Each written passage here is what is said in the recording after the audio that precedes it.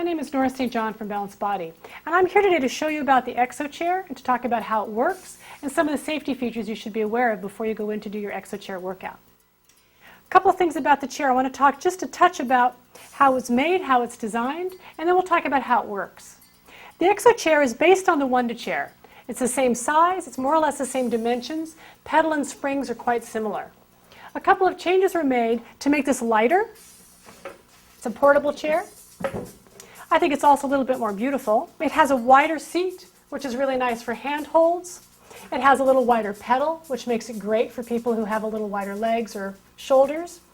And one of the great things about the chair is that you can push in all kinds of different ways with your feet and your hands, but you can't pull anything.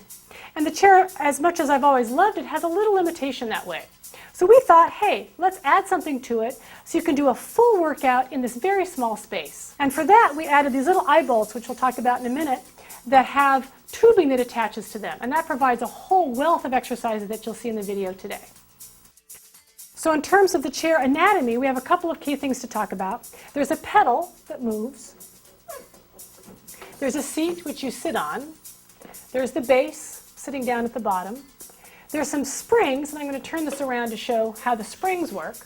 The springs are how you create resistance for the pedal. And the spring system is very simple.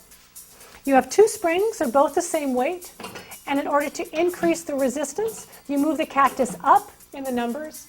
1 is lighter, 4 is heavier, or as I like to say, lower lighter, higher heavier. So that is higher, that's a little lighter, that's a little lighter.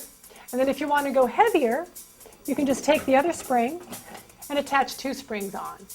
These little tabs make it really nice to change springs because you can just slide it up like that. Resistance will be noted in all the exercises that we do. It's also noted in the manual. The eye bolts, and this is unique to this chair. If you come over to this side, you'll see 2 eye bolts. One here, this is the high front eye bolt, and then we have a low front eye bolt.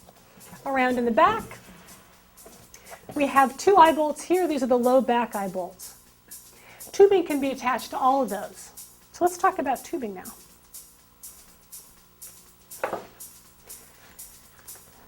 This tubing is known as the Functional Resistance Kit. The Functional Resistance Kit consists of a pair of long tubes, a pair of short tubes, and 1 extra long tube.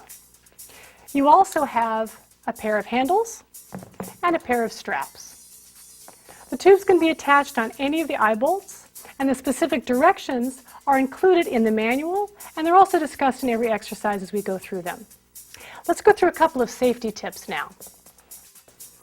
One of the things you want to be aware of for the chair is that it's light, and it's really relatively stable in terms of sliding across the floor or moving towards you, but if you bottom out the springs, you're going to actually pull the chair towards you. So you want to make sure you never come quite to the limit on the tubes. The next thing you want to be aware of too is that when you take the springs off, it can be very loud. So just lower the spring to the pedal. Now the next thing I want to talk about is the pedal safety. When you put your feet or your hands on the pedal, you want to make sure you have a nice secure grip. So try not to wear socks, or if you have particularly slippery feet, you may want to put a sticky pad on there. So get a nice firm grip on the pedal.